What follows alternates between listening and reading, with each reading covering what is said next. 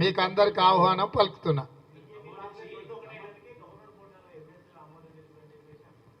ఇప్పుడు పిచ్చి పట్టినట్టు మాట్లాడుతున్నా.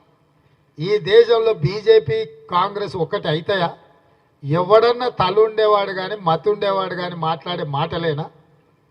ఈరోజు వాళ్ళు మాట్లాడుతున్న దానికి అర్థమని ఉండాలి, పర్థమని ఉండాలి. ఎన్నికైన ఎమ్మెల్సీలు ప్రమాణ స్వీకారం చేస్తామంటే రాజకీయ కుట్రతోని ఈరోజు దాన్ని వాయిదా వేయాలనే ప్రయత్నం చేసిండ్రు.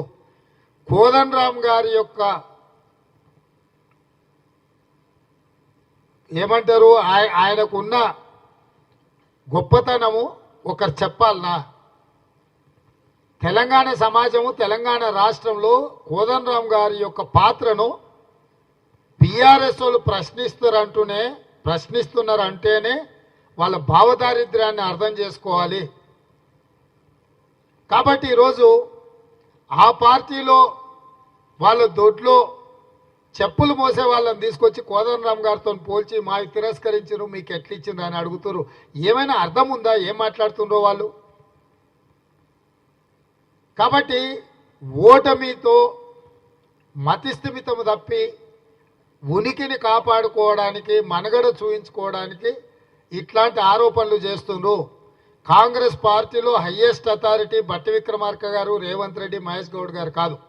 కాంగ్రెస్ పార్టీకి జాతీయ పార్టీ, దానికి ఒక సిద్ధాంతము, ఒక నాయకత్వం ఉంది.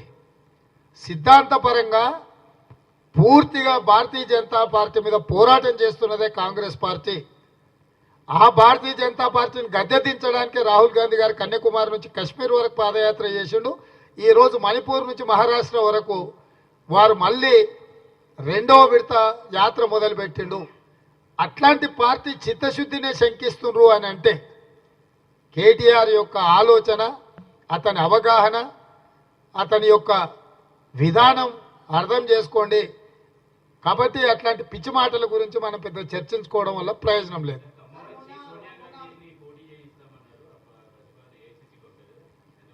చారి గారు, తెలంగాణ రాష్ట్రం నుంచి సోనియా గాంధీ గారు పోటీ చెయ్యాలని ఏకగ్రీవ తీర్మానం చేసి పంపించినాం.